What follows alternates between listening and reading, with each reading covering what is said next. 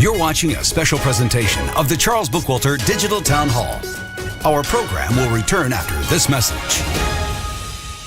What does Chip Roy think about Jim Baird's yes vote for Biden's $1.2 trillion spending bill? Any Republican who votes for this bill should be ashamed of themselves. Jim Baird should be ashamed, and we should be disgusted. This budget funds full-term abortion. It funds DEI. It funds trans ideology on our youth as young as 12 years old. But at least Baird voted to protect the border, right? If you care about the border, you're getting nothing here. On May 7th, vote no to big government Jim Baird. I'm Charles Bookwalter, and I approve this message. Jim Baird recently claimed the Bookwalter for Congress grassroots campaign to unseat Baird is a political weapon of the swamp and that Charles Bookwalter is a rhino. Really? Well, let's just see who really owns who. On the left are the top donors of the Jim Baird campaign. On the right, we have the top donors of the Bookwalter campaign. What do you notice? Baird is right. Charles Bookwalter is owned by the people of the 4th District. And who owns Jim Baird? The swamp. The swamp owns Jim Baird. I'm Charles Bookwalter, and I approve this message. We now return you to a special presentation of the Charles Bookwalter Digital Town Hall. Hello, Greencastle, Putnam County, and the surrounding areas. My name is Vince Aguirre, and while I'm involved in a lot of different things in our community, today the hat I'm wearing is a Greencastle resident interested in learning more about political candidates. Today I have with me Charles Bookwalter, who's running in the Republican primary for the Indiana 4th Congressional District to represent our district in the U.S. Congress. Charles, thanks for being here today. Yeah, I appreciate it. It's an honor to be here, a pleasure. I think it's really important for people to see all the candidates and for all the candidates to have a platform. I've invited every candidate in this race on both sides. You're the third interview I've done. I think it's really important. I'm not here to question your ideas or debate you. I'm here to learn your perspective and allow other people to learn them. And we may agree on some things, we may not, but my goal is to not express any. Oh man, I was going to look for body language. And say, that hurt a little bit. I'm human. I'll try. But I think as you and I we met briefly last summer, had a very short opportunity to talk, and I've appreciated talking to you as a person, and excited to learn more about you as a candidate. Well, thanks for giving me this platform to meet people of Putnam County. Absolutely. I appreciate it. Absolutely. And what are we? 5 days out from early voting? 6 days out from the time we're recording this? Which is a whole other issue. We should talk about that too. Not a how that benefits incumbents. I'd love to hear your perspective. Yeah. So why don't we get started by a little background about you and your life as far back as you're willing to go. We'll get to the politics at some point, but I want to learn more about you as a person and your life experiences. Okay. So I grew up in Vermilion County, Indiana, which is about 35 to 40 minutes north of here, a little northwest, right on the border of Illinois. Typical Hoosier upbringing, played sports and enjoyed life. And I live with my parents who are still both alive and married and very supportive of all their children. I have 2 brothers and a sister. We all still live here in Indiana. I graduated from North Vermilion High School, and I ended up going to Indiana University, and I graduated from Indiana University. I should say that I was an all-state football player at North Vermilion High School, which got me a scholarship to play at St. Joe College in Rensselaer, Indiana. I bring that up because that's also in the district in Jasper County. And I did 1 year there and realized that that wasn't the experience I was looking for. And college football is way different than high school football, even in a smaller school like that. So different. I ended up graduating from Indiana University. That required me to do an internship, which I did at the Pentagon in 2000.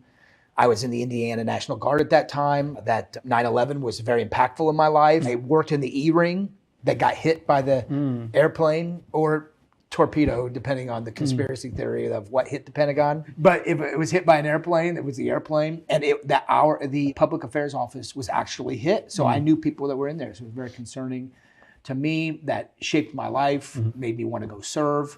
In 2006, after doing a few years working in sales, after graduating from Indiana University, I was able to get into the Army Special Forces in a direct pipeline where I went in as an enlisted guy.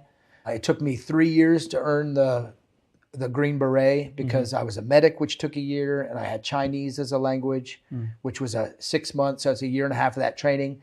In 2009, I graduated from the Army Special Forces School, went out to Fort Lewis, Washington with 1st Special Forces Group as a medic, and I immediately deployed to Afghanistan. That was one deployment. Returned home, did a bunch of schools, then deployed again to Philippines. And then in a 2012 timeframe, my wife was like, hey, this is a lot. We've been doing this nonstop for a number of years, and I never intended to make the military a career. Mm-hmm.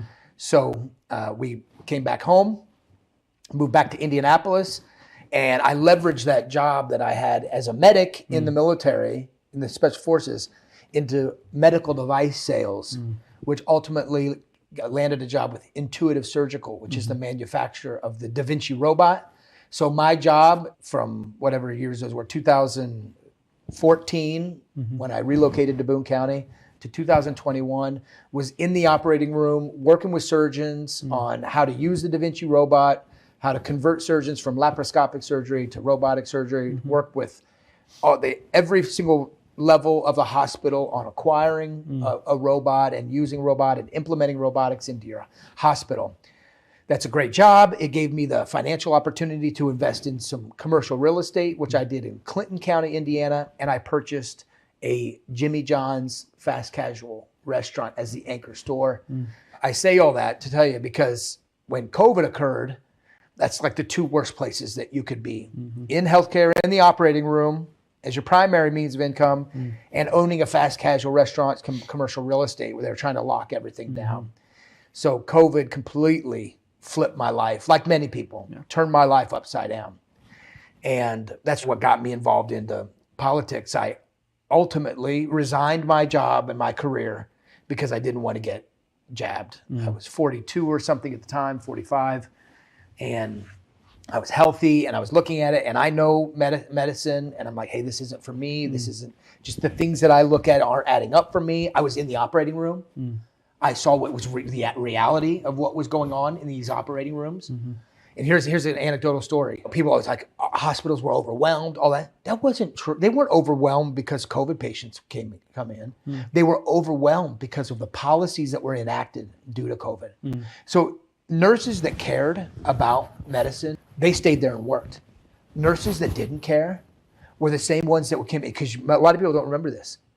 If you walked by somebody in the street that had a dog that had symptoms of COVID, you could take 10 days off of paid vacation. Do you remember that? I don't, but Yeah. I'll take your word. Yeah. So I was in the operating rooms, and these nurses were overworked and stressed out because the hospital policy was that if you were 100 feet from a cousin that had a runny nose, then you could go to someone, because all the fear. Remember the fear of COVID? Yeah. That you could go to a I nurse. do remember contact tracing and family events. That's it. Yeah.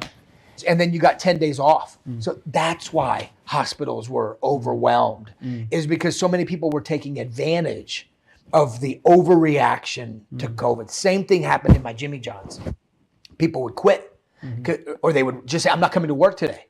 And they would leverage it against me. Like, what do you mean you can't come? I got no one coming to work. I need you to come to work. Oh, I might have COVID. Do you want everyone in Frankfurt to know that COVID is going through our store? I'm like, So they would use it against employers. People wouldn't show up to work. They would say, I need 10 days off. And they would just go home for 10 days and then show up like, I'm ready to work again. Very difficult time. And so that is really what kind of got me involved in politics, as I looked around wondering what is going on. We live in a Republican state with a Republican supermajority, and our Republicans are locking us down. Our Republicans are making mandates with misdemeanors attached to them, which Governor Holcomb did.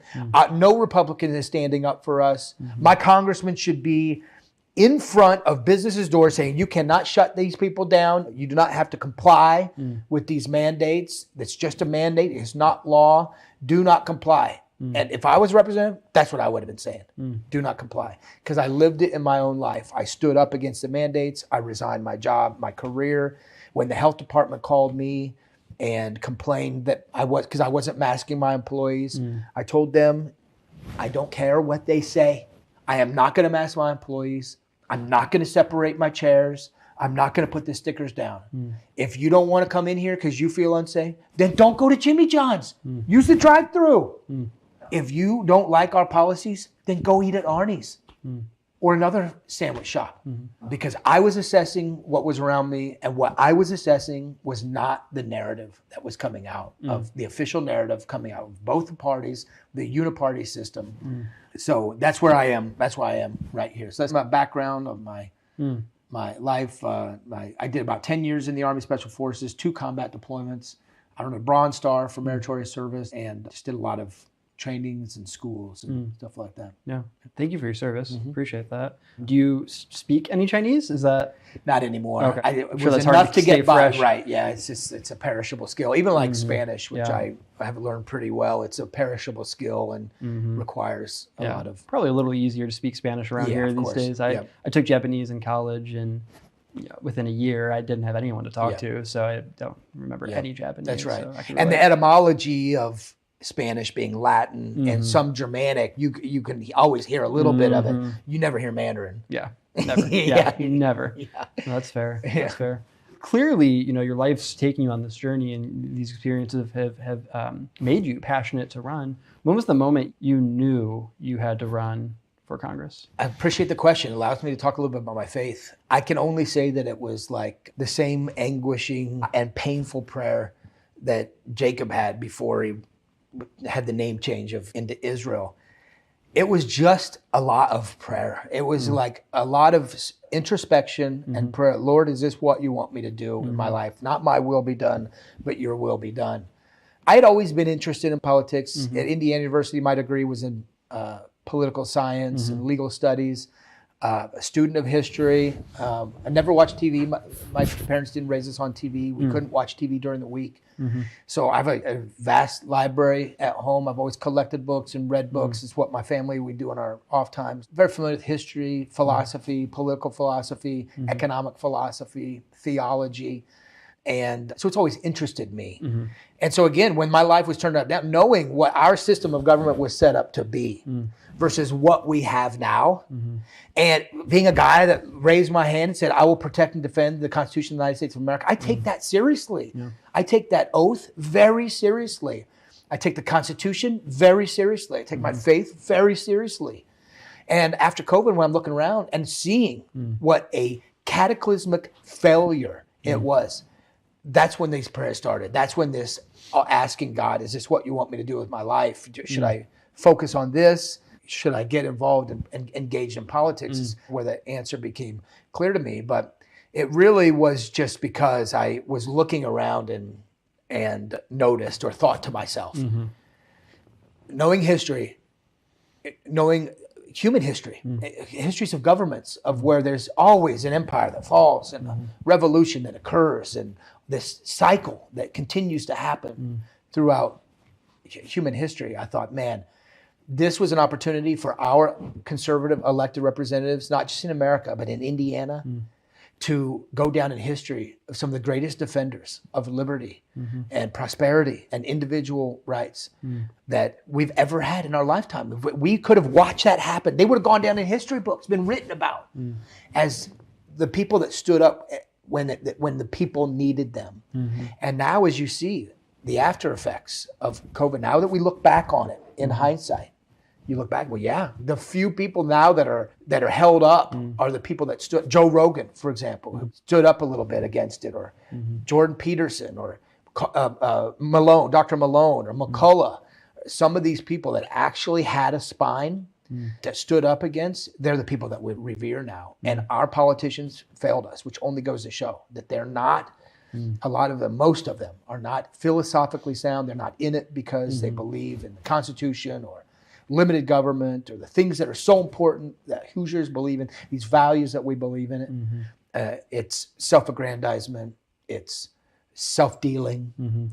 It is how to promote themselves, their friends, the party over the people, the philosophy and the ideas that are so important to Americans from our founding to where we are. You're watching a special presentation of the Charles Bookwalter Digital Town Hall. Our program will return after this message.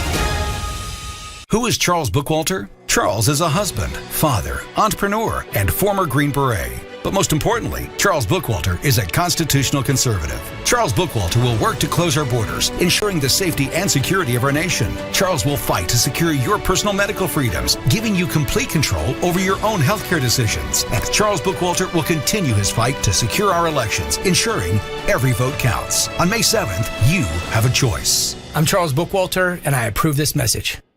Why did Jim Baird suddenly flip-flop on his support for Ukraine funding? One day he's for it, the next he's not. For the record, between 2022 and 2023, Jim Baird voted on 3 separate occasions to give a total of $90 billion to the Ukrainian war machine. He even received an A rating for his unwavering support. But now Baird says he's against funding Ukraine. What changed? Charles Bookwalter. Charles Bookwalter is a true constitutional conservative who's ready to serve and vote the will of the people of the Fourth. That's what changed. I'm Charles Bookwalter, and I approve this message.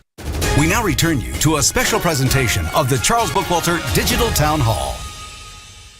That's fair. That's fair. So really, on top of those life experiences and your oath to the Constitution, feels like to me that COVID was really the driving point for you to enough is enough, and that's when you decided.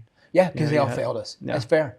Yeah. They all fail. Even parties in politics, so even like libertarians that talk about limited government, laissez-faire, they failed too. They were horrible across the board. So it takes people that truly believe in these fundamental principles of limited government, of transparency, of the 10th Amendment, of laissez-faire markets and free markets. None of these systems are perfect. But this is the best system that we have for the most people, and that America is so far from. And when I go out knocking on doors and talking to people, they all agree. They all say the same thing. We have lost control of our country. It's the biggest problem with America right now. And the long-term problem, or the long-term greatest threat to the nation is apathy. Apathy in a system that requires people to be involved in our government to make it work the way it's supposed to work. And as soon as we give up all those rights and responsibilities, or government usurps them, which has happened, they create a managerial class of people, a ruling class of people that only get involved so that they can have power and influence and money and rule over the rest of us. And our government was never set up to be that way. It's the best system that protects the most amount of people. And we're so far from that. It is very concerning. And if you look around, you can see the unraveling of America occurring. America looks nothing like the America that you grew up in or that I grew up in. And I don't think it's better off. I think it's worse off. And we need to do something about it. So I'm really curious, you and I have spoken before the recording about, in recent history, the Republican primary for this seat is the decision maker. I don't know the last time there was a Democrat in this seat, maybe 30 years ago, I'm not sure. Assuming the early voting starts in a couple days and we get past that day, and assuming in November you are our congressman, you sound really passionate about how do you want to differ from other politicians, not just our congressman, but anyone, in really giving the power to the people. Okay, thank you for that question. Yeah. That's a good one. It's just phrased a little bit differently than sometimes the little other questions I get. What would be my legislative agenda? Or what would be the first thing I do? Or things like that. This is phrased a little bit differently and allows you to focus on what would it look like if Charles Bookwalter were a congressman. I often say that I don't have a legislative agenda. We need representatives, not legislators. This is the U.S. House of Representatives, not the U.S. House of Legislators. And unfortunately, where we are today, in the system where we are today, that's what we get so much of. We get so much of politicians saying, I'm running so that I can do, they have their own agenda. There's something important to them in their life that they want to get into power so they can make a law to help out whatever part of their life or whatever it is. And I think that's a wrong way of looking at this. We need to represent our districts to Washington, D.C., not go to Washington, D.C., get corrupted by all the lobbyists, the money, the power, and the influence that occurs, and then come back to the district and represent Washington, D.C. to the district. And that's what happens. That's what's happening across the board in America and in Indiana, where there's issues that are so important to Hoosiers in the 4th Congressional District: election integrity, medical liberty, carbon sequestration, and Green New Deal energy policies. All these things that Hoosiers don't want and don't like in our district, but are being forced on us by policies that occur in Washington, D.C. Washington, D.C. takes our money. They create all this infrastructure and agencies and administrative authority and bureaucracies. And then politicians get elected and they go there and they try to bring all that money back to their district. And it comes with strings attached. And one of the greatest examples is what Congressman Baird has sponsored, the primary sponsor of the House Resolution 4824, which is the Carbon Sequestration Collaboration Act, which gives more money and more authority to the Department of Energy of researching terrestrial carbon sequestration, pulling CO2 out of the air and building a 3,000-foot pipeline underneath, 3,000 feet underground, and pumping this toxic sludge through our aquifers, through everything underground to store CO2. It's anti-God. It's just anti-natural. It's just like the craziest energy scheme that I've ever seen. And we have Indiana Republicans that go to D.C., they vote against the Inflation Reduction Act that makes this all possible. And then when it passes by Democrats, they bring that money to Indiana through these new policies like Baird is primary sponsor, the Carbon Sequestration Collaboration Act. It's just to get access to this money. So, yeah, I think we need more representation, less legislation. And we also need to have representatives that don't live in D.C., that don't become socialites in D.C., but stay within their district. That's something I've also promised to the people of my district. I will not relocate to Washington, D.C. I will come back. I am going to be costly in that regard. I am going to spend the money in that regard, flying back and forth or driving back and forth to Washington, D.C. But I intend to be here. I intend to be among the people and do the bidding and the will of the people. Right now, Vince, I've done 50 town halls at least. I do town halls all over the district and take questions across the gamut. Whatever the question, I'll answer that question.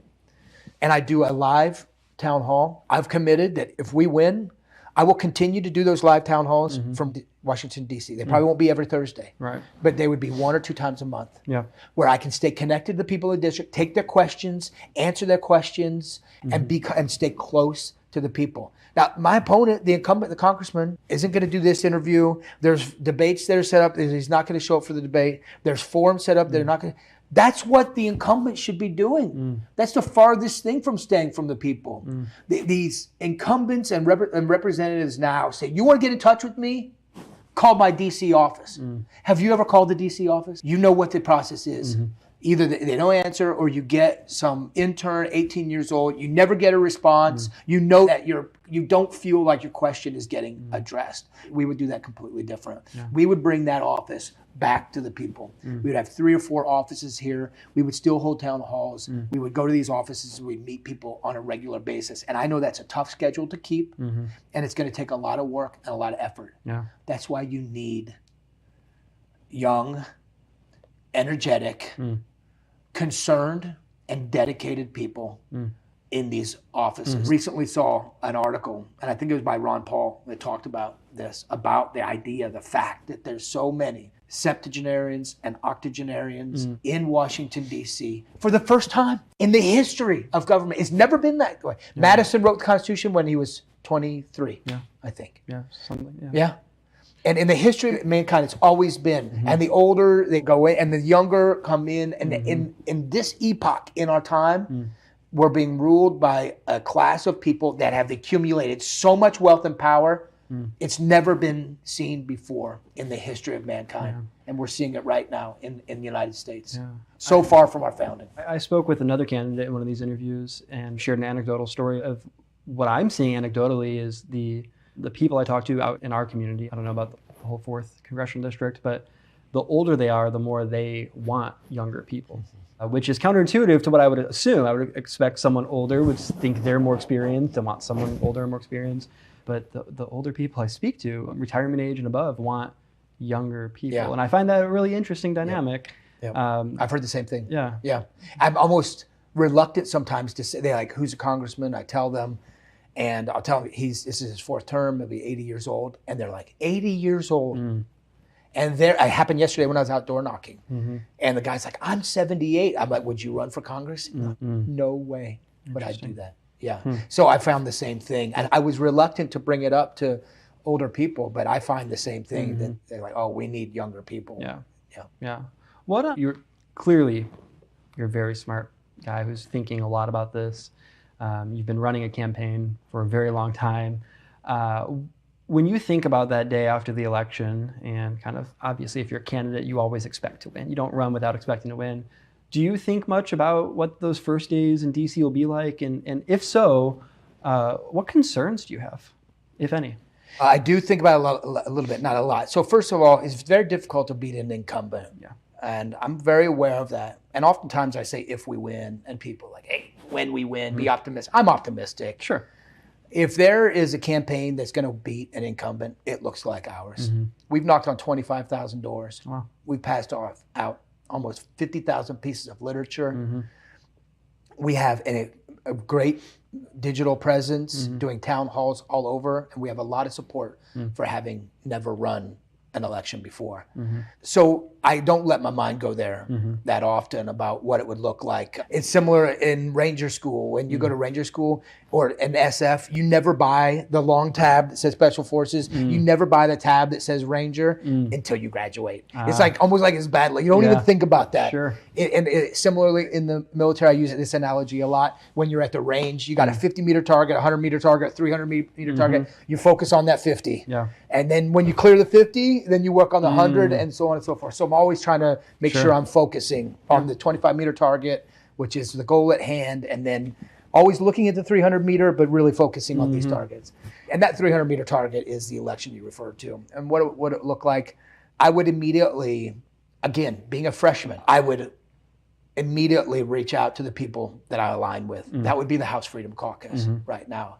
That would be Congressman Good or Congressman Eli Crane, who I've got a little bit of a relationship with, who is in the Freedom Caucus, House Freedom Caucus. And I would say, how can I work with you and help you? And it aligns with what I was saying about being a representative, not a legislator. I don't intend, Vince, to go there and spend 8 hours a day trying to come up with legislation and rethink the wheel, reinvent the wheel, or whatever. I would go work with people that are already there working on these very important issues and fighting these important fights. Like Thomas Massey, for example, who always implements or tries to pass or promotes bill defunding the Department of Education. That's a top priority for me. I think the federal government should be completely out of education. That money should be given back to parents and people, where we are more invested in our state. We have more control over education in our state and our local communities, right? The federal government gets all that money, they wash it, they give it back with strings attached, pennies on the dollar, as this bureaucracy in DC grows and grows and grows. So I would go out there and go work with people using my skill set and my ability to work hard to help further these bills that need to be addressed right now. Another one would be the legal immunity that vaccine manufacturers have, that no other industry has. And now if it requires a law, but getting that out of the National Childhood Immunization Act, or somehow striking that, but we need to work on that. Pharma companies need to get rid of that liability, that legal immunity that they have.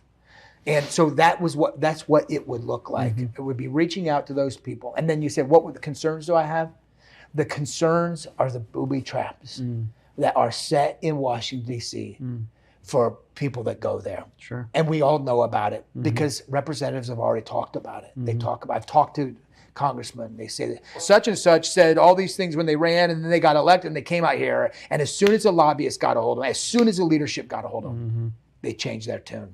We can't allow that to happen. And that is the biggest, that's something that concerns what I pray a lot about, is maintaining that humility, being humble and a reachable person, in that position because it's a very important position and a high-level position. But doing what is I've talked about is the most difficult thing to do. The most difficult thing about that job, which is having a spine, which is being able to stand up to leadership and not do things just because they say we need to pass this because we need these billions of dollars to go to Ukraine or whatever. You have to be able to say no, and then you have to be able to come back to your constituency and say, everyone, the reason I did this is why you elected me. This is what you wanted, and I'm delivering on it. And it's very difficult, all that pressure that I'm receiving. So those are a few of the concerns I have, is being honest about the reality of the situation out there, which is corrupt and is a massive power, influence, and wealth that human beings have to protect themselves against when they go out there and be a part of that system. Yeah. You're watching a special presentation of the Charles Bookwalter Digital Town Hall. Our program will return after this message. My name is Charles Bookwalter, and I'm running for U.S. Congress. In the average campaign commercial, the announcer, backed by patriotic music, would inform you I'm a former Green Beret and Bronze Star recipient. Or you'd be told how my opponent, Jim Baird, voted to send billions to Ukraine, or that he authored the bill to bring carbon sequestration plants and Joe Biden's Green New Deal to Indiana. But this isn't that kind of ad. I just want to let you know, for the first time in 6 years, you have a choice in the Republican primary. I'm Charles Bookwalter, and I humbly ask for your vote on May 7th. I'm Charles Bookwalter, and I approve this message. This is Jim Baird. Jim Baird claims to be a conservative, claims to have the same exact values you have, then turns around and votes in favor of Joe Biden's bloated $1.2 trillion spending bill. Here's what's in it. This budget funds full-term abortion. It funds DEI. It funds trans ideology on our youth as young as 12 years old. For the first time in 6 years, the 4th District has a choice in who we send to Washington, D.C. On May 7th, vote for true conservative leadership. Charles Bookwalter. I'm Charles Bookwalter, and I approve this message. We now return you to a special presentation of the Charles Bookwalter Digital Town Hall. Has anything, as you're door knocking, that's an impressive amount of doors, although you haven't knocked on my door yet, so I feel a little left out. We don't have a huge presence in Putnam County, and we're gonna have to shift. We don't have to get into it, but I know the Republican Indiana primary system is something that you may not be a fan of. For the reason you just said. Yeah. Yeah. Do you want to elaborate? I don't want to go there if you don't want to go there. But Anderson v. Celebres, which is the flagship case on this, the Supreme Court case, says that issues are so important and they change so quickly. And a political candidate, is a rallying point for these issues that are so important to people that can be changed on a dime. And COVID proved that. There's issues like vaccine mandates that are one issue. There's issues like right now, the Stop the Water Steal up. And it's another good example in Boone County and Tippecanoe County, where people are going to come out and they're probably going to vote on that single issue, that one thing. And people will switch parties because of that one issue. And now we've said in Indiana, can't do that. You cannot even switch parties. So that means if the Republican Party said that we believe in conscription again, and we are going to conscript all men 18 and send them over to Ukraine to die because everyone's dying over there. As a combat veteran that is not in support of these wars and interventions all over, I call myself an anti-war candidate. That might make me rethink my affiliation with the Republican Party, right? That's an issue that can be, abortion is a single issue. But in Indiana now, you can't choose. So you are in jeopardy now, and the Democrats aren't as strict on this, but you're in jeopardy now if someone looks back and says you got a Republican vote because it was an important vote on that issue and you had to come over and vote in the Republican Party for that because it was such an important issue and you aligned with that, and then something changes 2 years later, you can't run now as a Democrat or as a Republican because you have two. So there's now essentially a 6-year waiting, or in that case it would be 4-year for you to get involved, engage, and run for office, even as a precinct committeeman. And now they're trying to get it changed to school board member. So there is no office that you can run for or have any impact in unless you have voted in 2 primaries with that party consecutively. They have to be consecutive votes. They could be spread out, but they have to be consecutive. And I think that's horrifying. That is completely wrong. If Hoosiers were serious about fixing this issue, you close the primary. That's what you do. It's a pretty simple fix. A lot of states have done it. You close the primary. You have to register a year in advance, so people can't go back and forth voting in different primaries. Is that your preference rather than the California primary where everyone's on one ballot and top? I'd have to look at it. I don't really know where I stand on that, but I don't know either. I just learned recently about their primary system, and basically all candidates from all parties are on there, and if it was a head-to-head matchup, the top 2 primary winners go head-to-head. Now that I've studied this so much, I've read all the I've read all the briefs. I've been in all the cases, most of them, myself and John Rust's case. I understand that there's some value in having the party have some protection within the party. Right. And so in California, you would just have all the same people choosing the 2 candidates for both parties. That concerns me a little bit too. Sure. So you could have one leftist saying, I want we already talked about how the Republican Party is full of conservatives and liberals. So one leftist in California could choose the most leftist Democrat and the most leftist Republican and shift the Overton window. Yeah. That's fair. I like the idea of closed primaries where you can't, that's party rating. That's the idea of party rating. And the Republican Party said they don't want party rating. That's fine. But the 2 primary rule doesn't solve that. Sure. Closing the primaries solves party rating. I want to go a step back. I was mentioning you're knocking on all these doors, you're hearing from people. I assume even within just Republican primary voters' doors, you're still getting a variety of perspectives. Has anything surprised you that you've heard while talking to people in the... No, not really. No. The biggest issues are the border, inflation, and green energy policies is really big. The most recent one, now that we're knocking on doors, and Congressman Barrett has voted for that minibus bill, which is terribly offensive, all this stuff in that bill, and I usually carry around that bill.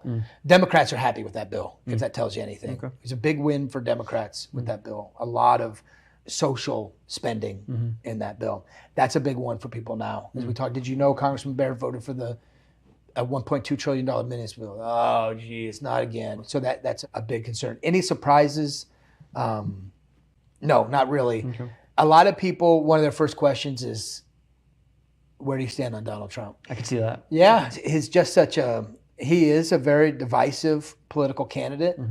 And I think that's because of the narrative that's gone on around him by his haters. I just tell them 2 things. My candidacy is not about President Trump. It's about representing the people of the 4th Congressional District, first of all. And second of all, Donald Trump is going to be our nominee, and I'm going to support him. So you should too, right? Like, you can't hang your whole hat on and not support a Republican like me because you don't like Donald Trump. And frankly, I don't know that much about Donald J. Trump.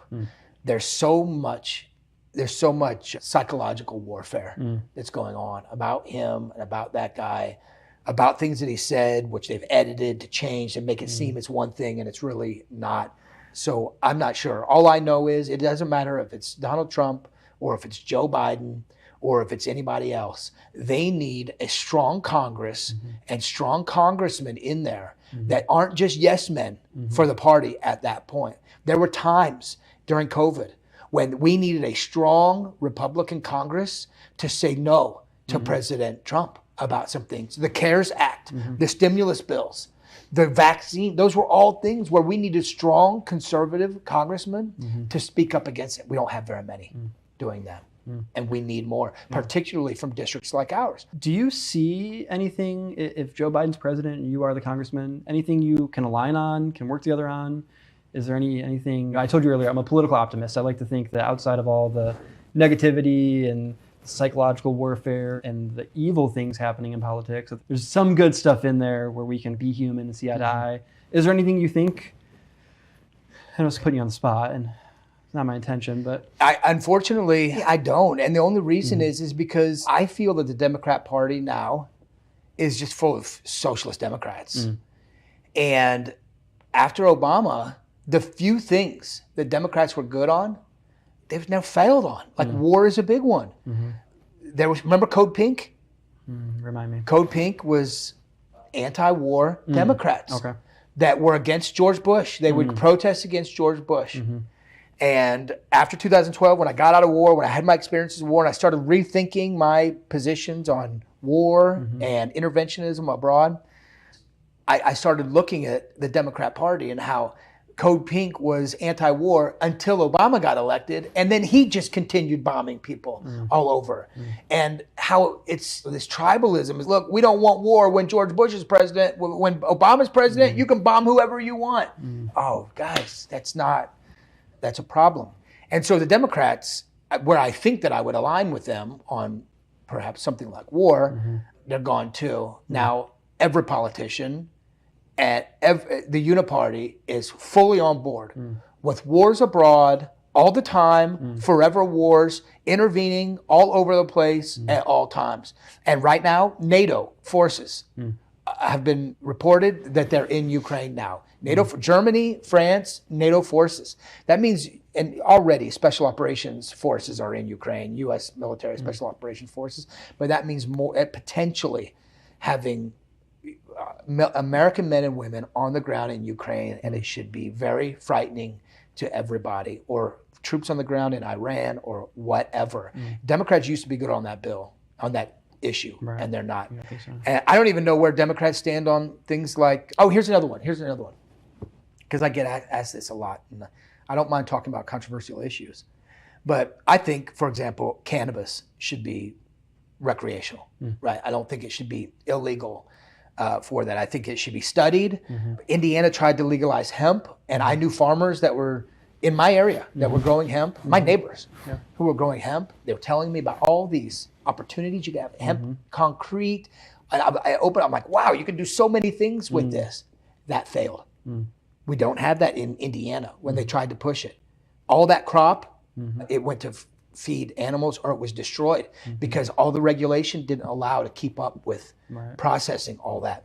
And there's so much could be studied with cannabis for health issues. I know children are being treated with seizures and all this. I don't know where Democrats stand, because Democrats now are like, we need to legalize it and tax it. Like, that is just, I would never support legalizing cannabis and taxing it. They already have all of our money. They already have too much of our money that they weaponize against us. You legalize cannabis, you give the state of Indiana $1 billion. They're not going to cut taxes. They're not going to cut the income tax. They're not going to cut the property tax. They're going to take that money and they're going to put cameras on street signs. They're going to give license plate readers to all the police officers. They're going to build the network that they use to oppress us. So I would not support that issue. And Democrats are wrong on that issue too. Instead of having, that's why I've said that the reason that I have the positions that I have, is because I think Christian, conservative, constitutionalist positions allow for the umbrella for everyone that wants to live their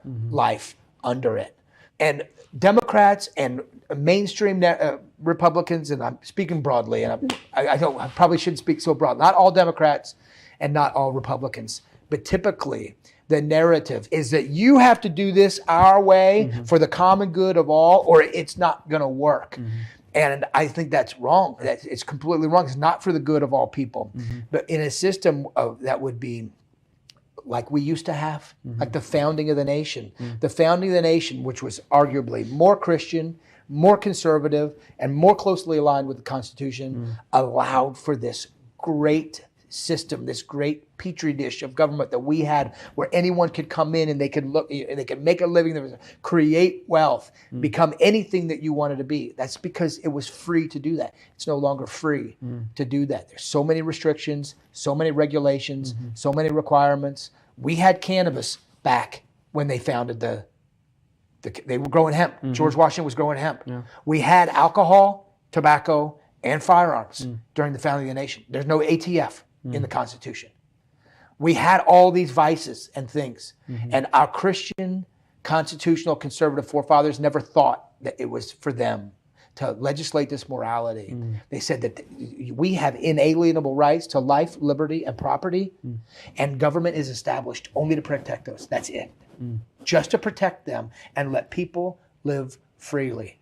And I think that is a much better system that provided much better opportunities to get out of poverty and to create a system that we have of freedom and wealth and prosperity, which I see unraveling around us right now because of the managerial class. It's so far away from our founding principles, and they call themselves Republicans and conservatives. Yeah. You're watching a special presentation of the Charles Bookwalter Digital Town Hall. Our program will return after this message. Here's what the people of the Fourth are saying about Charles Bookwalter. Hadn't heard of this guy before, and Charles, and I thought I'm always interested in trying to find a new conservative candidate to support and get more involved in politics. We have to stand up. The men have to stand up. Where are the men in the country to stand up for this? We have to be the watchmen on the walls. We need to close the border immediately. Nobody comes across. I mean, we've got open places where they can come across. If you live in Indiana's 4th Congressional District, you have a choice for Congress this primary. Charles Bookwalter. Visit bookwalterforcongress.com to learn more. I'm Charles Bookwalter, and I approve this message.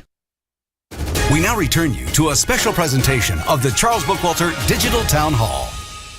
We talked earlier about kind of the political spectrum and how there are so many different places you can land on that, right? And the single issues can bring people to one side where they may not agree with most things on that side, but that issue is the most important thing for them, or it's complex being a human and caring about politics. Yeah, that's right. It is complex.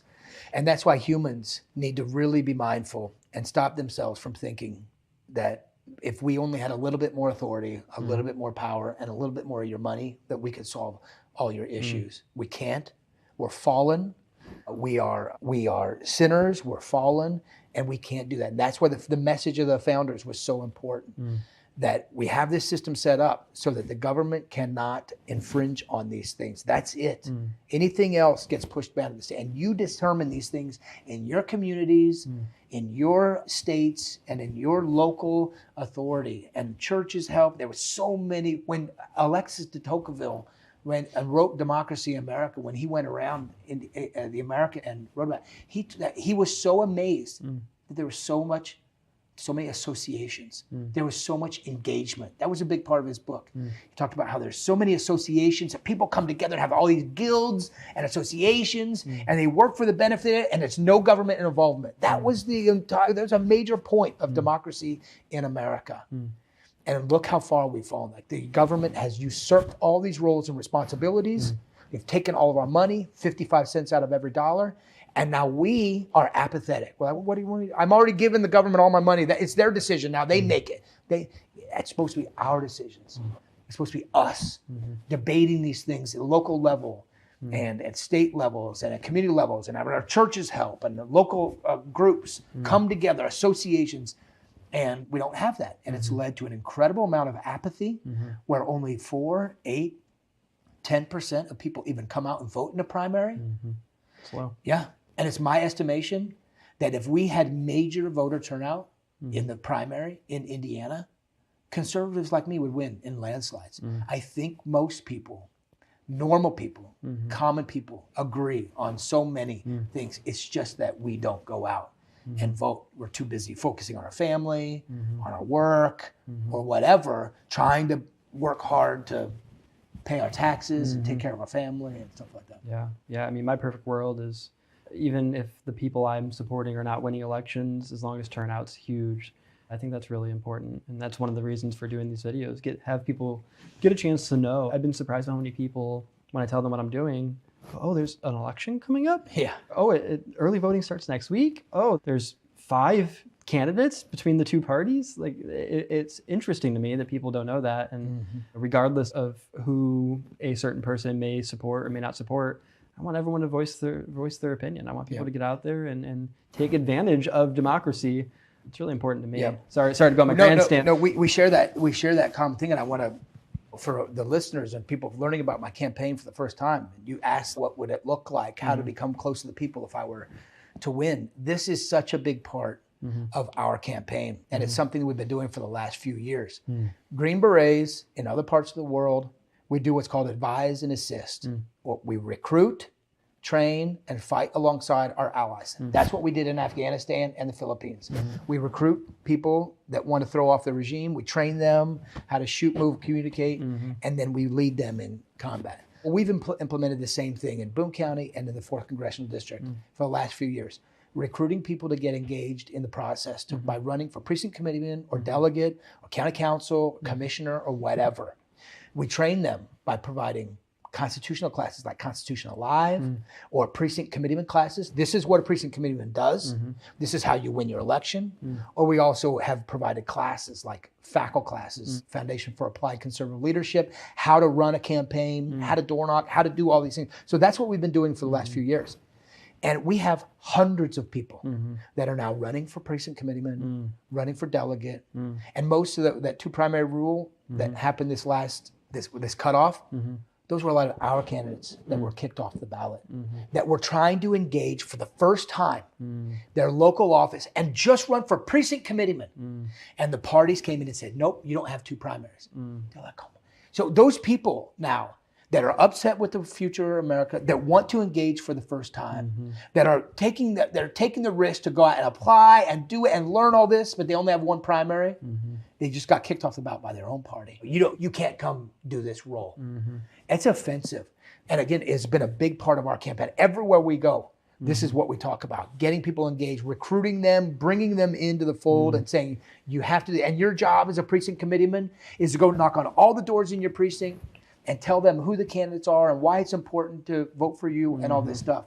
And that would not change, Vince. That would not change if we were to win or this candidacy. It will continue to engage people, except this time I would have. Now, if you go to the GOP website for every county, it talks about their leadership. And at the bottom left, it says our leader, Jim Baird.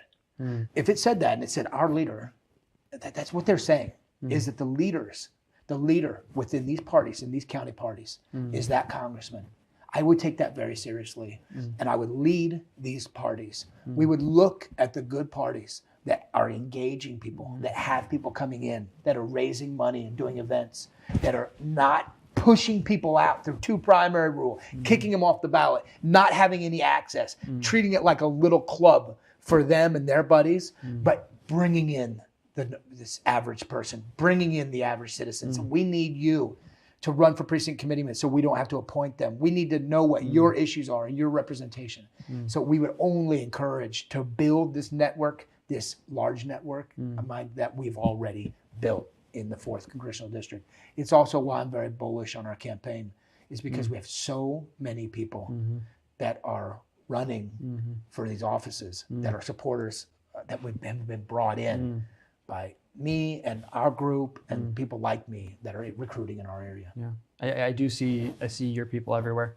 I was at a fair last year and someone representing you was next to me and I had a good chance to talk with him. So you're out there. Yeah.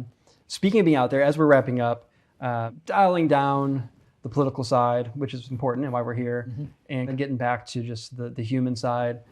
You're all over this very large district.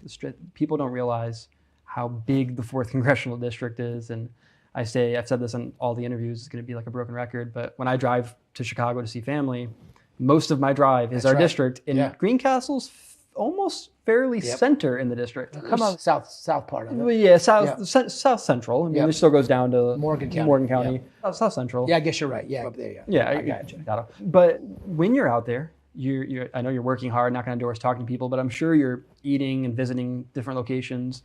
What are some gems that are out in the 4th Congressional District that you would recommend people visiting, whatever you like to do? That's really hard. Actually, to tell you the truth, there's not a lot of eating. There's not a lot of meeting at these groups. As a grassroots candidate, it's work. Yeah.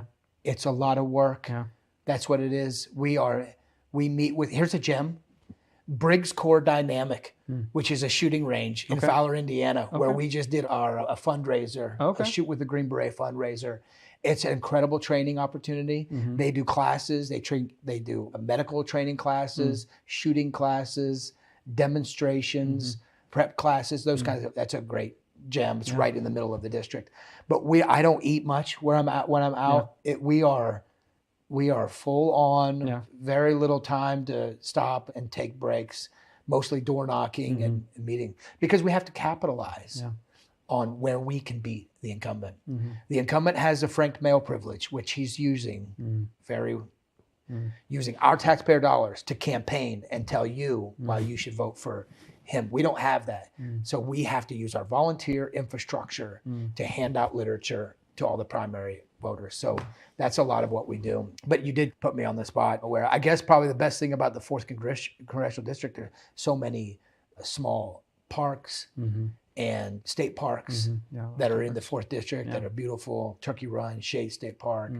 And then you get up north into Warren County, this beautiful area. It's rural. And that's what so much of the 4th District is rural, beautiful, agricultural land that has a specific culture that the uniparty system, that the managerial class, that big government is trying to change for their own benefit, not for the benefits of the constituents or the taxpayers there, but for the benefit of the elitists, of the politically connected, of the political class that wants to implement their centralized planning into the 4th District. And it's happening, and it's very frustrating and offensive, I think, to people that hold those values so close, that rural, agricultural, conservative Christian lifestyle. I am a big fan of parks myself, and I want to recommend, I've recommended to I think everyone so far, our restaurants in Greencastle are incredible. And it's going to be lunchtime when you're leaving here. I wish I could go out to lunch with you, but you should check out one of our restaurants here in town. But a gem here in Greencastle is the Nature Park, a little west of town. Okay. Highly recommend whenever you get a chance, it's not wet out, to check that out. Yeah, I can't go around there kicking around it right now. No, you definitely don't want to. But as we're wrapping up here, I want to give every candidate an opportunity to look right at the camera and give your stump. This is going to be an unedited version of you making your final pitch. Include your contact information, how people can reach you. And I'm just going to sit back, get out of the way, and let you do your thing. Thanks, everybody, for joining us today. I appreciate it. My name is Charles Bookwalter. I'm running for the 4th Congressional District, as you've heard here today. And my question just would be to you, do you think that you're better off today than you were 4 years ago or 8 years ago? Are the schools doing better despite getting more money and more authority? Is healthcare better despite having more regulation and being more expensive than it ever has been? Are food costs better? Transportation costs?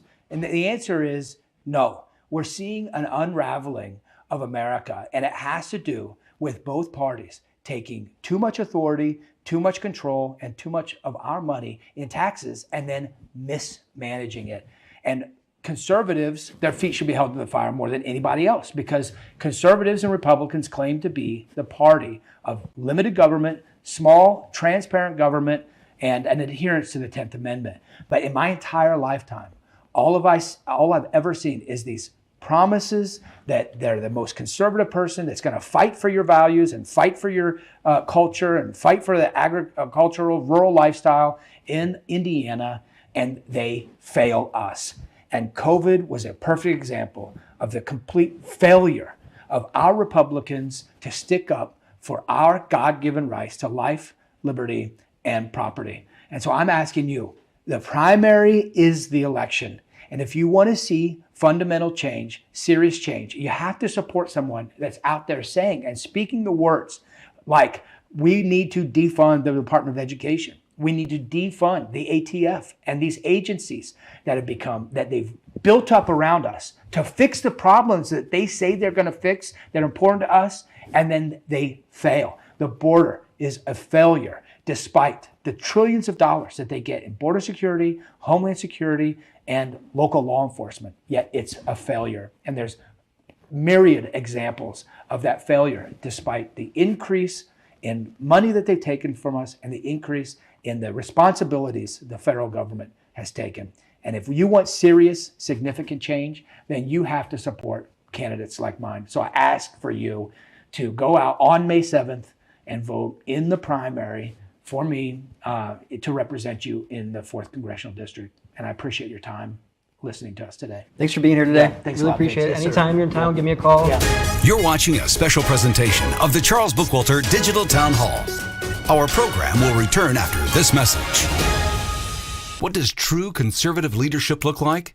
It looks exactly like this. We are here in Davenport, Iowa. We drove over yesterday in some pretty difficult situations and inclement weather.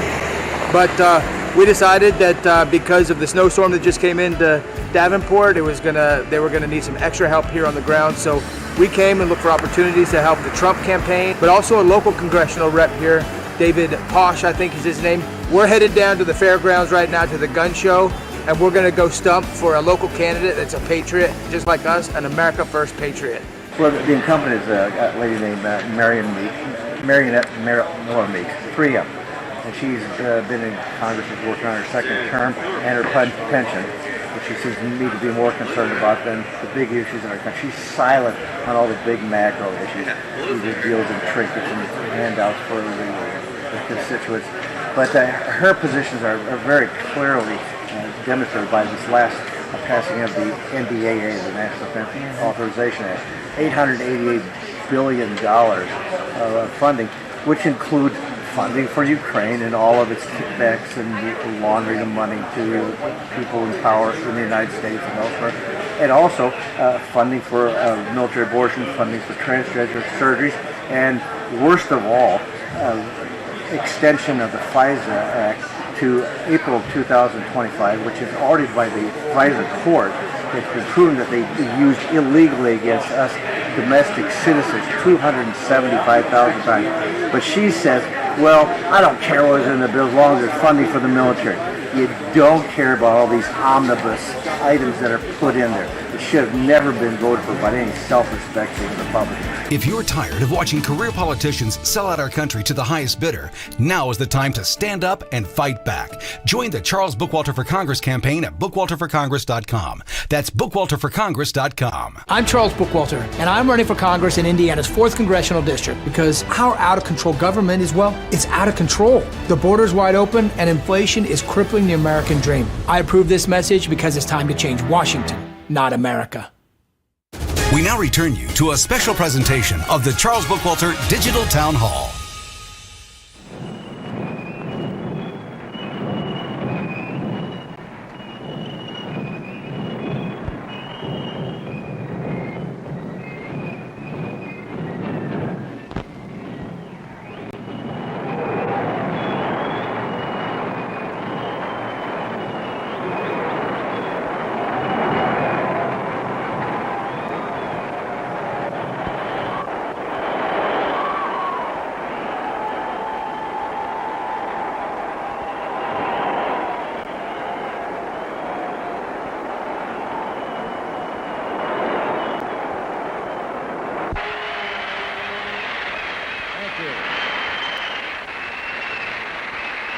Thank you very much.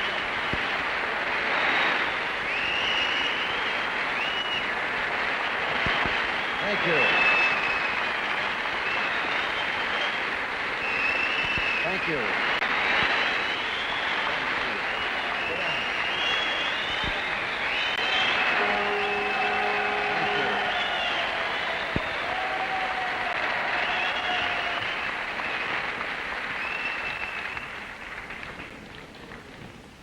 I haven't even announced yet, and you make me think I've been elected. But, ladies and gentlemen, you have given me a welcome that is so heartwarming, it's something I will remember always. In addition, if I had no such reasons at all to be happy about the form of the greeting and the introductions and all here tonight, I could be grateful because every once in a while, being introduced, I get self-conscious when they begin to introduce me and start mentioning the pictures that I've been in. Now, I don't mean that I'm ashamed of them, but everyone who's been around Hollywood for any length of time has been in some movies that the studio didn't want them good, it wanted them Thursday. And I've had my share. But in the old times, you usually could count on the passing years making you forget those pictures. Now you just stay up late enough at night in front of the TV set and they all come back to haunt us. Sometimes I think it's like looking at a son you never knew you had.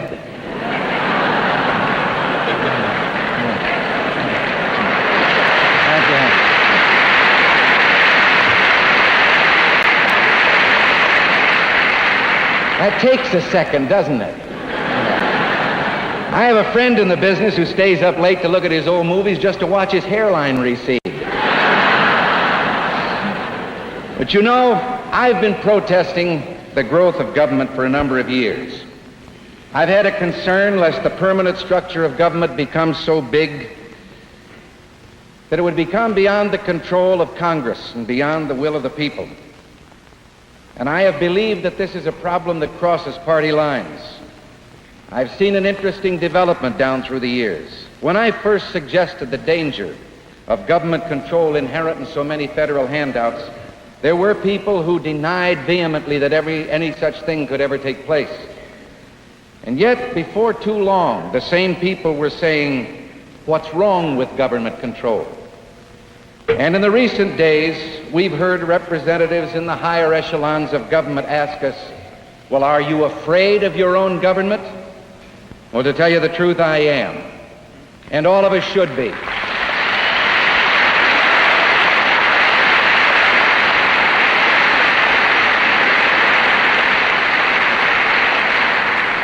And I speak not in a partisan sense of an administration or individuals. I'm talking of the institution of government.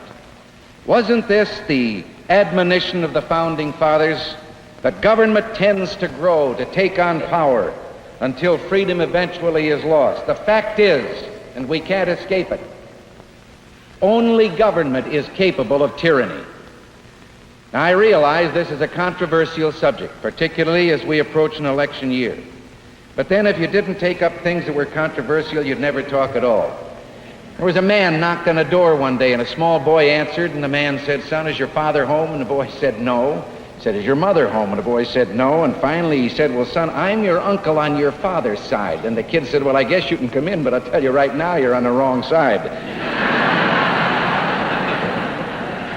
In 1772, the Boston Committee of Correspondence proclaimed the right to life, liberty, and property. 2 years later, in Philadelphia, the First Continental Congress declared that Americans were entitled to life, liberty, and property.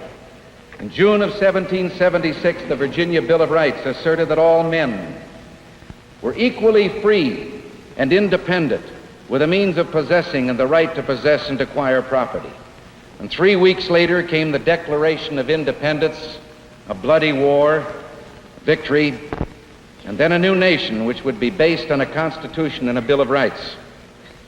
Life, liberty, and property had become life, liberty, and the pursuit of happiness. And 70 years would go by before England's Lord Acton would comment on the task of these men and what they had accomplished with this document.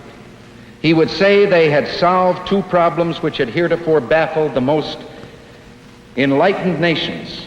They had prodigiously increased the power of the national government and had founded it on the principle of equality without surrendering the security for freedom and property. And it's true. Our Constitution is a contract guaranteeing the most limited and equitable government in the long history of man's relation to man. Now, however, while the national power is prodigious, what has happened to security for freedom and our right to the ownership of the fruit of our toil? The French philosopher Alexis de Tocqueville 100 years ago said the end of freedom comes when the party in power learns it can perpetuate itself through taxation. Well, what does happen to freedom when the executive branch of government can use the money taken from the people in order to coerce the people? A foolish fear? Representative Glenn Andrews introduced an amendment to the poverty program on the floor of Congress. It is almost inconceivable that such an amendment would be required. It is even more inconceivable that the amendment was overwhelmingly repudiated and defeated. It was a simple amendment that would prohibit poverty funds from being used for political purposes. Make no mistake about it. The party in power has legislated into existence a $1.8 billion campaign fund for 1966.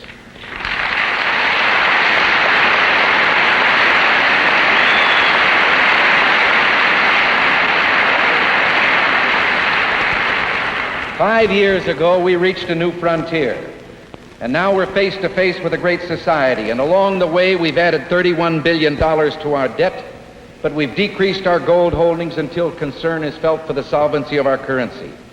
And very shortly, the coins we jingle in our pocket will no longer have the ring of silver. But have no fear. We reached something of the height of absurdity when in a press conference recently we were told that the government would stand behind those artificial coins and was prepared to exchange them anytime for paper.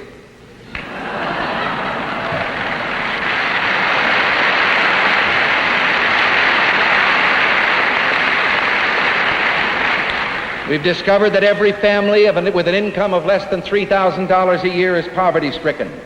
At the same time, we learn that the cost of government prorates out to $3,300 per family. We reach an all-time high in food prices, as every housewife here knows. But the farmer who produces that food receives the lowest percentage of the market basket dollar he's ever received in history. And his debt in relation to income is at an all-time high, higher even than on the eve of the 1929 crash. 4.5 years ago, 5 years ago, there were no daily casualty lists. No wives and mothers receiving telegrams that began, "We regret to inform you." The last campaign found our opponents presenting themselves as conservatives in the sense that they would make no drastic change in our easy, prosperous, and affluent way. They would maintain the status quo. That's Latin for the mess we're in.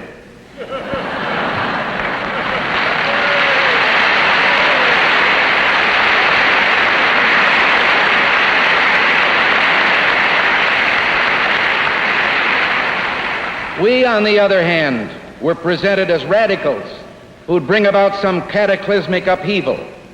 Well, now the wraps are off the Great Society, and a multitude of messages and legislation has made it plain we're to have the welfare state with an unprecedented federalization of American life. June 30th last, Congress raised the debt limit for the 7th time in 5 years, but our government spends $260 million a day, $10 million more each day than we were spending just a year ago.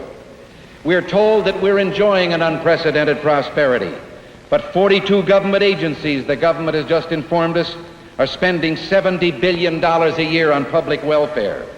And serious discussion is given by men in high place in government to the idea that there is no longer any necessity to connect work with income, and that a man simply by being born should be assured of an annual income with no need to work.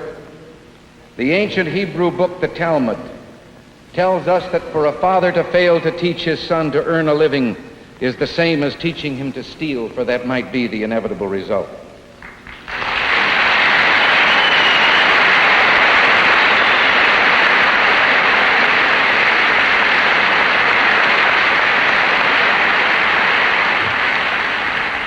Our limited government with its decentralized powers has given way to planners, and they've laid an increasingly heavy hand on every facet of our lives. To quote de Tocqueville again, he warned that such a government would cover the face of society with a network of small, complicated rules, minute and uniform, and thus the will of man is not shattered, but softened and guided until the nation is reduced to a flock of timid and industrious animals, of which government is the shepherd. Well, the shepherd, the president, is fond of quoting in these days from the scriptures. His favorite seems to be 1 Isaiah, the 18th verse. "Come, let us reason together." Now that has a sort of a warm and cozy sound, doesn't it? But let your eyes stray down a line or two into the next verses, the lines that are not quoted aloud. "If ye refuse, ye shall be devoured with the sword."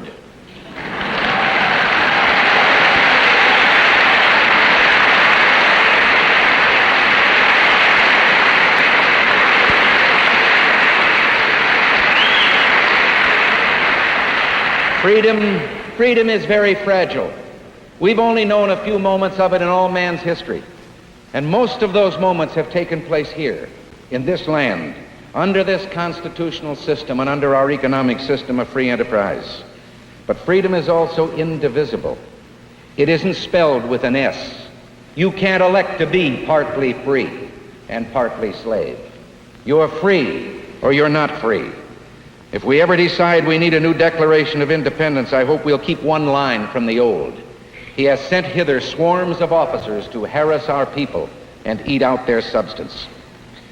Today, for every 10,000 of us, it only takes 12 doctors to keep us well and healthy. It only takes 40 mechanics and oil station attendants for every 10,000 of us to keep our automobiles running. 37 telephone employees to keep the vast network of telephones running in this country. But it takes 130 federal employees for every 10,000 to administer the affairs of state.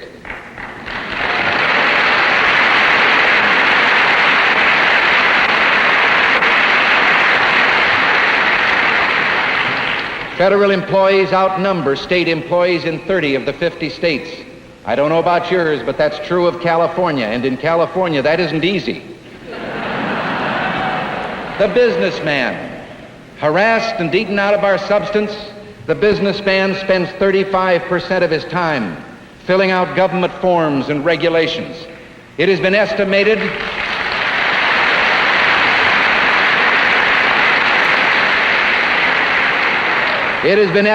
that this government paperwork costs American industry $20 billion a year, which must be added into the price tag. And it costs another $7 billion a year just to handle government's end of that paperwork and to store it, and already it requires 25 million cubic feet. Sometime back, to show you how this can happen, there was a little New England town that decided to get in on the surplus food idea. Now, this is a good idea. No one can quarrel with the fact that if we can raise a surplus rather than waste it, it should be distributed to those people who have need. So this little town got in on this and got its share of free federal surplus food. And then they woke up one day and discovered that they were being flooded under a great load of paperwork demanded in connection with this handout. And they discovered finally they'd put on so many new city employees just to handle this that it was cheaper to get out of the program and buy the groceries retail at the corner market. You're watching a special presentation of the Charles Bookwalter Digital Town Hall. Our program will return after this message. What does Chip Roy think about Jim Baird's yes vote for Biden's $1.2 trillion spending bill? Any Republican who votes for this bill should be ashamed of themselves. Jim Baird should be ashamed, and we should be disgusted. This budget funds full-term abortion. It funds DEI. It funds trans ideology on our youth as young as 12 years old. But at least Baird voted to protect the border, right? If you care about the border, you're getting nothing here. On May 7th, vote no to Big Government Jim Baird. I'm Charles Bookwalter, and I approve this message. Why did Jim Baird suddenly flip-flop on his support for Ukraine funding? One day he's for it, the next he's not. For the record, between 2022 and 2023, Jim Baird voted on 3 separate occasions to give a total of $90 billion to the Ukrainian war machine. He even received an A rating for his unwavering support. But now Baird says he's against funding Ukraine. What changed? Charles Bookwalter. Charles Bookwalter is a true constitutional conservative who's ready to serve and vote the will of the people of the Fourth. That's what changed. I'm Charles Bookwalter, and I approve this message. We now return you to a special presentation of the Charles Bookwalter Digital Town Hall. Now we've declared war on poverty. Now no one again quarrels with the humanitarian aim. I don't think any one of us want to be like the fellow that heard about the war on poverty and went right out and threw a hand grenade at a beggar. But in getting the program passed, we heard a great deal about one state, West Virginia. Oh, this became a household word. This was the very center of poverty and distress and unemployment. Some of us thought that the whole war would be fought right there in West Virginia. Now the program is adopted. West Virginia gets $400,000. Texas gets $10 million.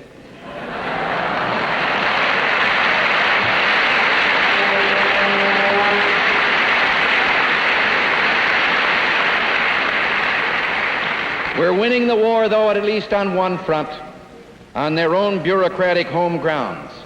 $19,000 a year is a good salary, and it's a very high rate of pay in government salaries.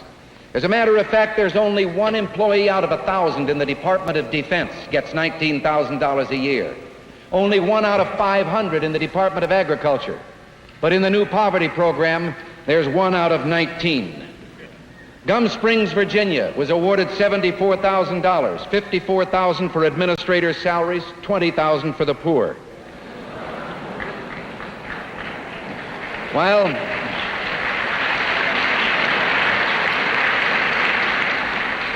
one voice in government tells us that we're enjoying this great prosperity, another voice tells us that 1 out of 5 in our country is suffering from poverty and destitution. Now, if that figure's true, it shouldn't be too hard to find the people who need the help under this program. Well, in my hometown of Dixon, Illinois, a committee of 10, self-appointed, beholden to no voters, has established itself and asked the government for a $38,000 grant so they can go on a search to find out if there's any poverty there.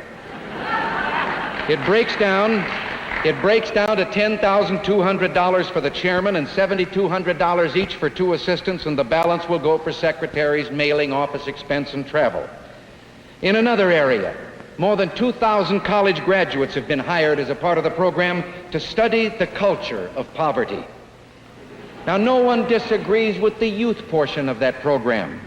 The idea that we should salvage, if possible, those young people who, for whatever reason, have failed to fit themselves for the responsibilities of adult life. But we take over a hotel and we install there young ladies who have been lifted from destitute families, and now they're to be trained so they'll be self-reliant and can go out on their own and make a living. But while they're being retrained, they're given maid service so they won't have to make their own beds. And the program prorates out to $7,000 a year for each young lady we're going to help. There are a lot of families in this country raising fine, productive citizens on less than $7,000 a year.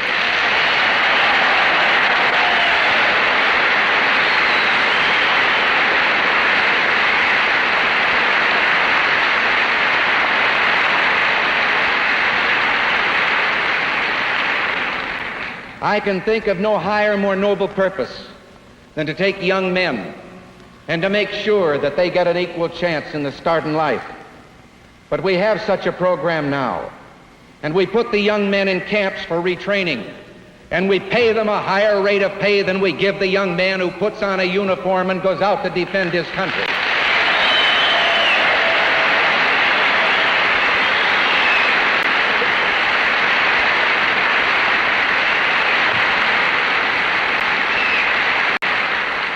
I am sure that all of us are agreed, every responsible citizen is agreed, that we should provide shelter for those people who, through no fault of their own, lack adequate housing. And for some time, the government has provided public housing. But now those who administer the program have expressed concern after almost 3 decades of it. Concern because an entire generation has grown up, raising children, and a second and a third generation now are growing up taking it for granted that this is an acceptable way of life. And there is no incentive for them to improve themselves, because to get a raise might destroy their eligibility for continuing to live on a subsidy in the public housing. And yet, never does government accept that it might be responsible with some of its programs for this trend or this tendency. No. Now we're going to have a program subsidizing rents. And under the technicalities of the program, people with incomes up to $11,000 or $12,000 a year will be eligible to live in a house or apartment or a neighborhood beyond their means with their thrifty new neighbors, taxed to help pay the differential in their rent. A variety of programs have diluted private property rights so that public interest is anything the planners decide it should be. For generations, we've had traditional laws of eminent domain. We have recognized the occasional need of government to take a citizen's property when there is a clear and present need for that particular piece of property in the public interest. But the citizen had his day in court, first to establish that the government paid a fair price, and second, that the government should be forced to prove that there was a clear and present need. Now, urban renewal grants the government the right to force the sale of private property for resale by government to other private citizens who can then use that property to make profit. And we have averaged selling urban renewal properties to private citizens for 30% of the investment that we, the taxpayers, have in that property. Again, I say the purpose is noble. The idea of providing decent homes for every American and eliminating slums. But 1 million people have been displaced with a bulldozer and have wound up in new slums paying a higher rent. The law says the displaced must be offered standard housing at rents they can afford in convenient locations. But if standard housing at rents they could afford in convenient locations had been available, they wouldn't have needed an urban renewal program. They'd have moved there on their own.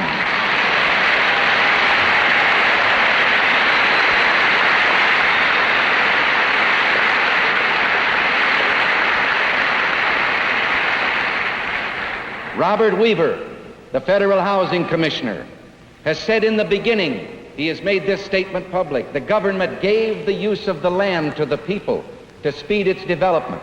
Now, I didn't remember history that way. I thought we were here and on the land and we created the government. But he says,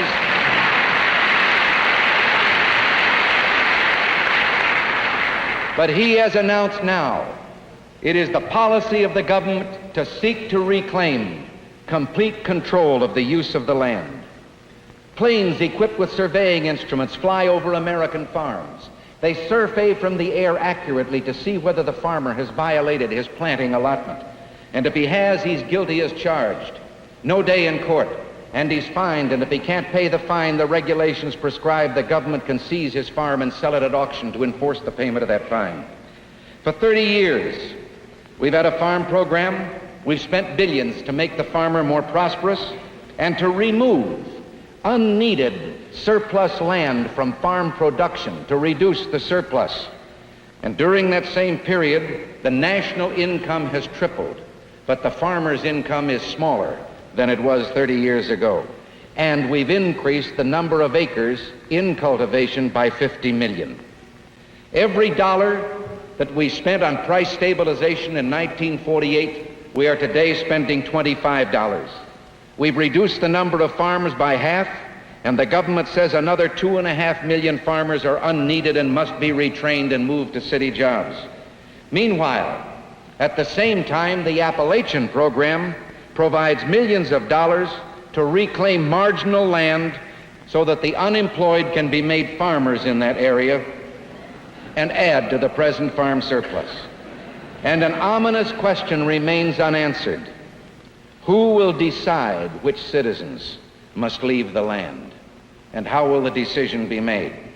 How also will we explain that the same government that says that we need only 1 million large commercial farms now, that there is no need for the small family farmer, is still the government that tells us with another voice that no farm of over 160 acres can receive water from federal irrigation projects? Somehow one suspects that government, in all of its involvement in the farm program, will turn out to be something less than a jolly green giant. Meanwhile, the network of rules grows more minute and more uniform, as de Tocqueville warned. Down on the Mason-Dixon line, on a highway that is used by northerners taking vacations in the south, there's an oil station. Very enterprising fellow running it. A little triangle of ground, between the sidewalk and the driveway that so often is covered with gravel or paved over. He planted a few cotton bushes there. Now when a tourist stops in from the north, he picks a cotton boll off the bush right there in front of them and hands it to them as a souvenir of their trip to the south. He's just been fined by the federal government for planting cotton without an allotment. The post office, just recently the post office was exposed as having for the last couple of years taken mail, letters addressed to citizens from the mail and turning them over to the Internal Revenue Service if those citizens were behind or delinquent in the paying of their income tax. And now we learn that Washington is going to subsidize art and literature. The plan calls for 2 czars with millions of dollars which they will apportion on the basis of what they consider is meaningful in art and literature. Well, now, if they follow the pattern of some of the government-sponsored scientific research programs, there is reason for concern. Now, I'm not a scientist, but I sometimes have a suspicion that the government is subsidizing just plain intellectual curiosity when I see thousands of dollars spent on research in philology and faunal affinities of fossil bryozoa in the Middle Ordovician through Silurian. Now, the only thing I understand in that is that phrase, in the middle. There I know who they're talking about.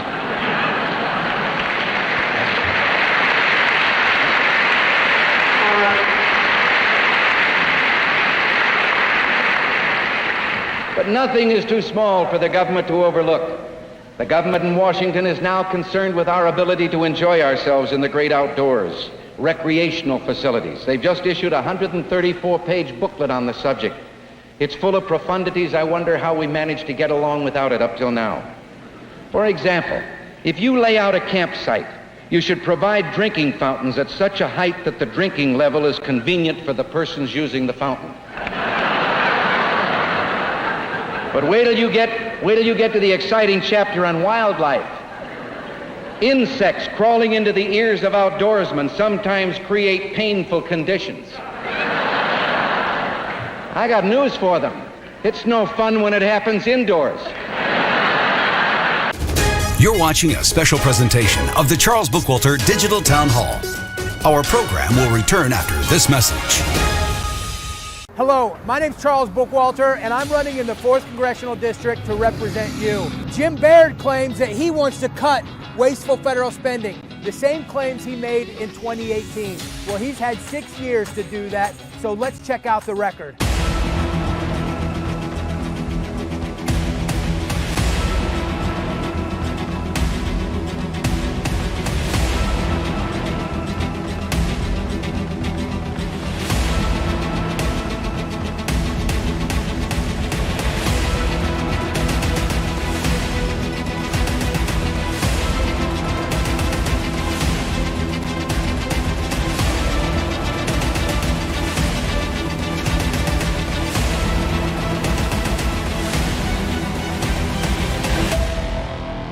My name's Charles Bookwalter, and I need your vote on May 7th in the primary. Please check out bookwalterforcongress.com. Thank you. We now return you to a special presentation of the Charles Bookwalter Digital Town Hall.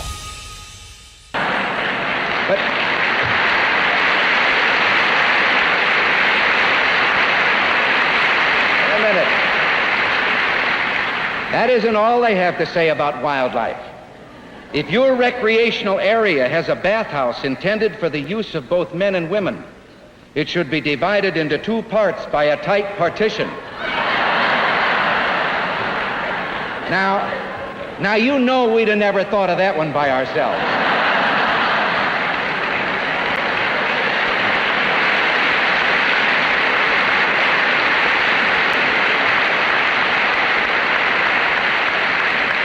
Honestly, though, I know that they only mean to be helpful. I know that it's really human nature and they're motivated by the most humanitarian of idealism. It's just natural for them to see the problems and see the immediate problem and to suggest, oh, if we had a little more money, a little more power, what we could do for the people.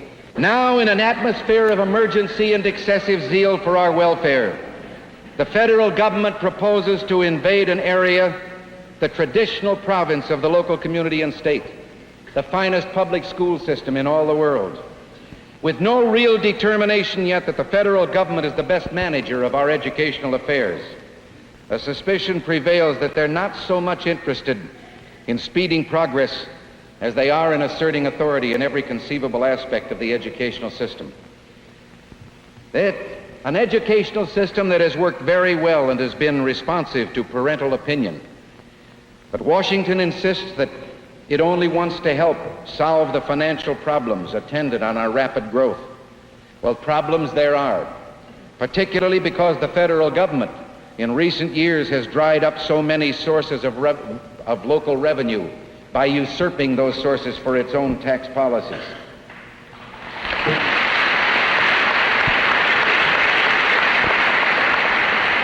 But that same government has figures that reveal that we at the local level in the last decade have increased school revenue by 156%.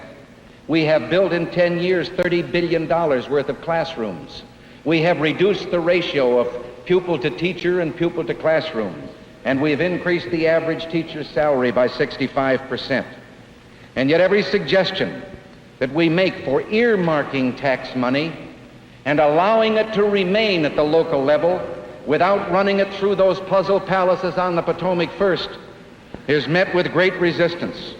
Already there are 135 separate federal agencies and offices doling out money at the college level. Some time ago, a group of distinguished college presidents, alarmed at the extent to which academic freedom has been compromised by these vast money grants, went to Washington, and they had a proposal they'd worked out. a proposal for allowing the individual citizen to compute his income tax and then deduct a specified amount and contribute it to the college of his choice instead of paying it in income tax. And the government would be allowed to determine the proper amount that would solve the problem and yet not disrupt the government's own economy or need for revenue. And thus they would get around the question of church and state, the separation of same, if an individual citizen chose to contribute his money to a church-supported school. Over and over again in Washington, they kept asking, but why won't this system work? And finally a Freudian slip occurred. Francis Keppel, United States Director of Education, blurted out, "You don't understand, under the plan you propose, we couldn't achieve our social objectives." Social objectives. And now we uncover a memorandum, thanks to the press actually, a memorandum in the Community Relations Service of the Poverty Program. Has nothing really to do with education, but the memorandum is very disturbing in this sentence. We should conduct a systematic effort to contact all publishers and school boards to encourage their publication and adoption of textbooks conforming to established standards. Well, if the government is going to build the schools and buy the books, issue scholarships, make judgments, and exert pressure, what if one day that pressure is of a political nature not to our liking? Education is the bulwark of freedom, but you remove it too far from the community and the parents' control, and education becomes the tool of tyranny.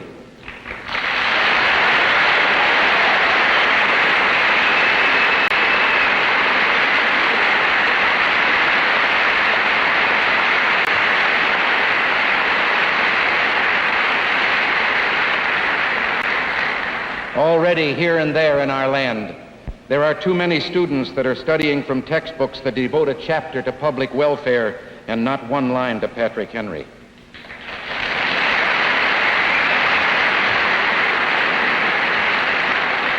Sometimes when you look at the problem, you think that government's like a baby. It's an alimentary canal with an appetite at one end and no sense of responsibility at the other. We're taxed in our food and our drink and our shelter, with the government taking a higher percentage from the productive free economy than any government has ever done in history without ruin. So-called tax reform, when it is suggested, winds up as the old shell game. They just rearrange it, shift it around, and apply it someplace else, as we discovered with the so-called tax cut we thought we had.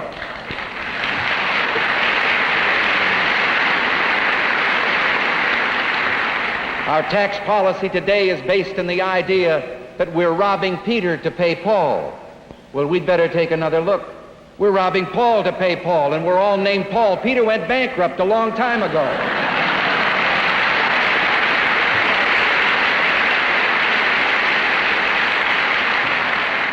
Inflation, planned and deliberate over the last 3 decades, has reduced the value of our dollar to 35.5 cents. Well, how did this come about? Well, mainly because we have perverted our Constitution. Perverted it with regard to a welfare clause that doesn't exist, perverted it with regard to the misuse of the taxation system, perverted it with regard to the interpretation of the clauses on interstate commerce. And we've done it under such high-sounding phrases as the greatest good for the greatest number, or one man, one vote, forgetting that majority rule becomes mob rule unless there is a set of ground rules protecting the individual. One's right to life.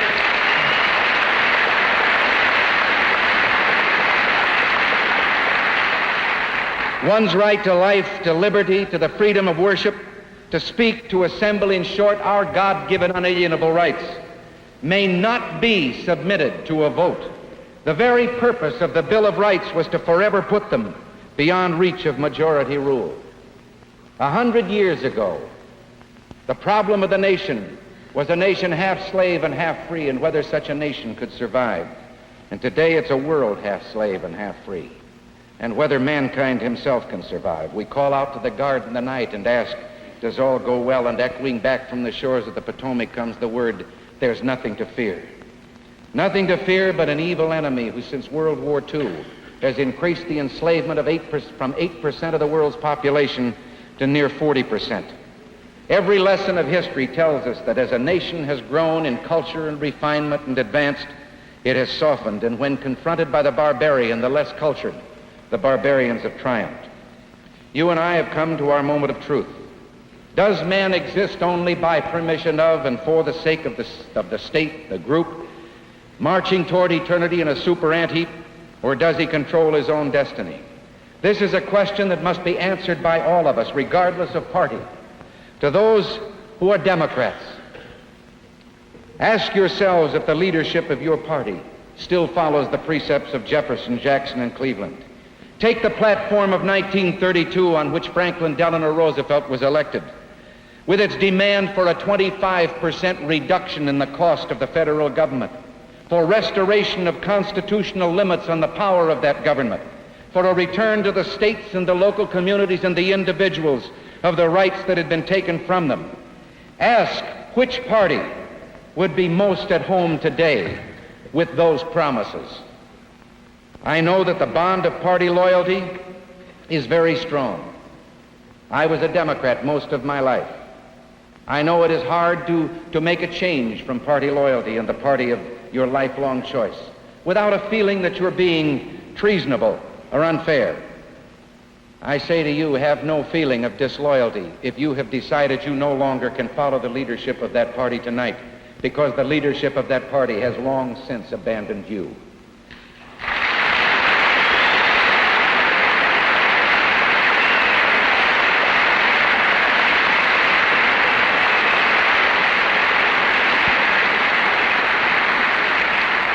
And now to those of us of another party, to those who are Republicans. Today, the Republican Party is the vehicle we must use as the party of opposition. Opposition to the misguided leadership at home and opposition to all the evil abroad that threatens the dignity and freedom of man in every land. And it's an awesome responsibility. And you and I who are Republicans cannot meet it with a splintered party. For too long, we have been Republicans complete with descriptive adjectives and hyphens before the word Republican. Moderate Republicans, liberal Republicans, conservative Republicans, whatever label we chose. The truth is we've been sucker Republicans.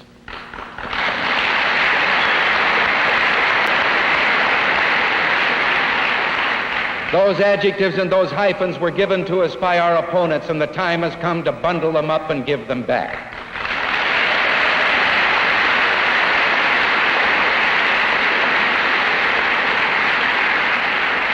If you have to hang on to the hyphen, just be a good or a Republican. We can cringe in the shadow of a philosophy we detest but fear to challenge, or we can rise from a defeat and begin the second round of our struggle to restore the Republic.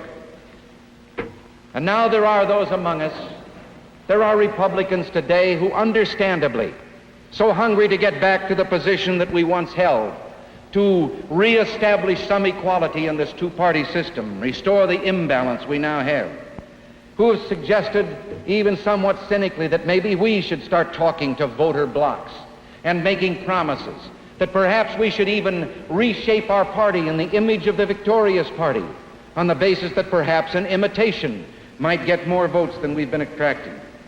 Well, I'd like to suggest there is a bloc we can appeal to. It's a voter bloc of millions and millions of people. It crosses party lines, ethnic lines, religious and racial lines, economic lines.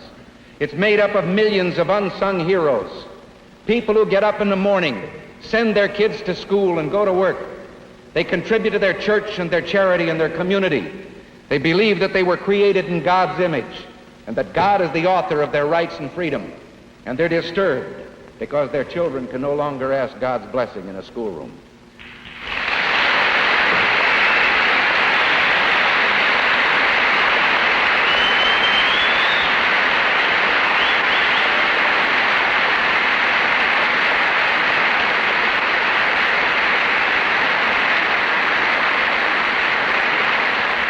I say to you, that block of voters can be ours.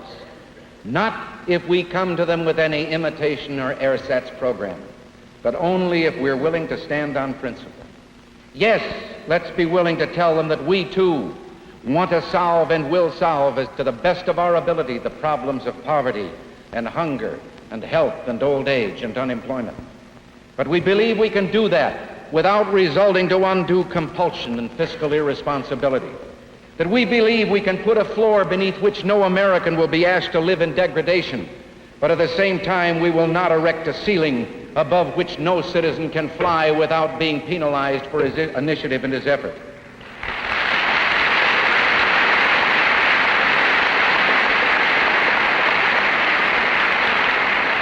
And let us tell them that hard though the problems may be that face us on the world scene, we will not buy our protection from the threat of the bomb by trading away the freedom of people in other lands not ours to give.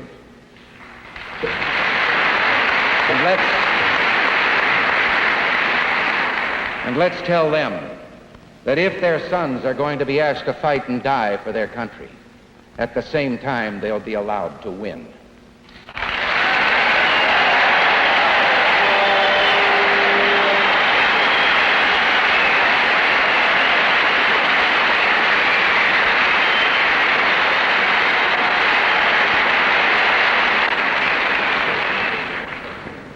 To all Republicans today entrusted with this responsibility, because it is ours, I say look deep in your own hearts and ask yourselves if you possibly can have any difference with any other Republican that is more important than this challenge that faces us tonight. If you have, if you're unwilling to meet this challenge, then you'd better start preparing, deciding what you'll tell your children it was that you found more important than freedom. They'll want to know. Thank you. You're watching a special presentation of the Charles Bookwalter Digital Town Hall. Our program will return after this message. Why did Jim Baird suddenly flip-flop on his support for Ukraine funding? One day he's for it, the next he's not. For the record, between 2022 and 2023, Jim Baird voted on 3 separate occasions to give a total of $90 billion to the Ukrainian war machine. He even received an A rating for his unwavering support. But now Baird says he's against funding Ukraine. What changed? Charles Bookwalter. Charles Bookwalter is a true constitutional conservative who's ready to serve and vote the will of the people of the Fourth. That's what changed. I'm Charles Bookwalter, and I approve this message.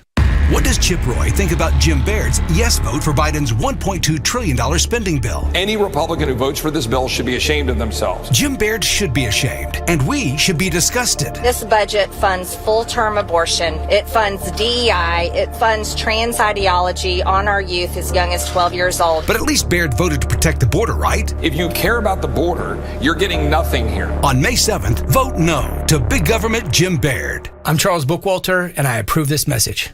We now return you to a special presentation of the Charles Bookwalter Digital Town Hall.